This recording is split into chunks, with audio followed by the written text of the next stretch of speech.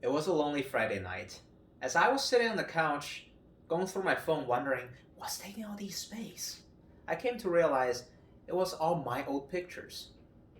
As I was looking at my old pictures, I thought to myself, wow, not only these pictures were taking all the space on my phone, but I was also taking all the space on these pictures. Yes, by now you could have probably guessed I was overweight back then. To put into perspective, this teddy bear right in front of me would be what I would look like if I were smaller. However, being overweight gave me the chance to realize that a change will have to be made in my life. And the experience of putting in the work and actually losing weight taught me one of the most important lessons, and that lesson is self discipline. It has now become one of my guiding principles that I will always follow through my life. Let me tell you the story from where it all began to where it is right now. I was always a lazy person, both mentally and physically. This was extremely true when I was in high school. My high school life consisted of three things: eating, sleeping, and playing video games. As a result of that, I was overweight and I couldn't quite get any success in my high school education. And naturally, all the universities that I applied for rejected me.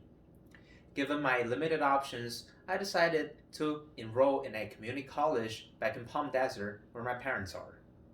However, the laziness and the bad habits didn't seem to have changed with the new environment. I would still skip school, not do any work, and staying up the whole night playing video games and binge eating when I feel hungry.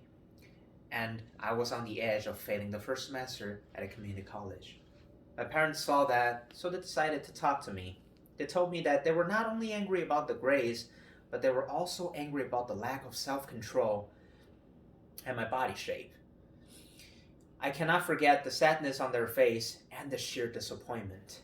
And that's when I realized a change will have to be made. At the time, my best friend Paul was attending a private Catholic college in New Hampshire, so I decided I would step out of my comfort zone. I dropped all the classes at the community college, went with him to the East Coast, looking for a change. When I first started at the school, everything was very new and hard for me to adapt to.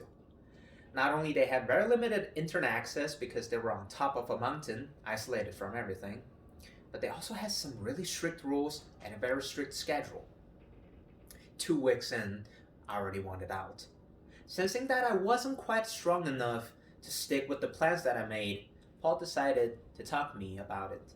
He said, I know it's been hard, but do you want to keep living the old way and disappointing everyone around you? Or do you actually want to make the change and live as an honorable person? I'll leave the choice up to you.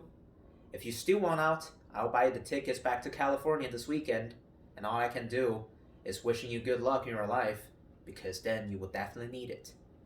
His words influenced me quite a bit. After that conversation, I decided for the first time in my life to actually pay attention in class. The school offered variety classes from humanities to philosophies, which focused on works from old philosophers such as Aristotle, Plato, and Seneca. One thing I noticed from the works from these philosophers is that there's one virtue that they all value very heavily, and that virtue is self discipline. Learning about self discipline gave me the foundation to take my decisions into the next step and actually putting them into action. I decided a good starting point would be to actually change my bad habits and start losing some weight. So, I started exercising and controlling my diet. I had 5 best friends at the time. 3 of them were not humans. Let me introduce you to the 3 non-human best friends I had: Apple, water, and basketball. Apple and water was all I had for 3 months, and basketball was the way I exercised. To be quite honest, when I first started playing basketball, I was not in basketball shape, but rather I was a basketball shape. With that being said, working consistently was quite hard for me, so I wanted to give up again.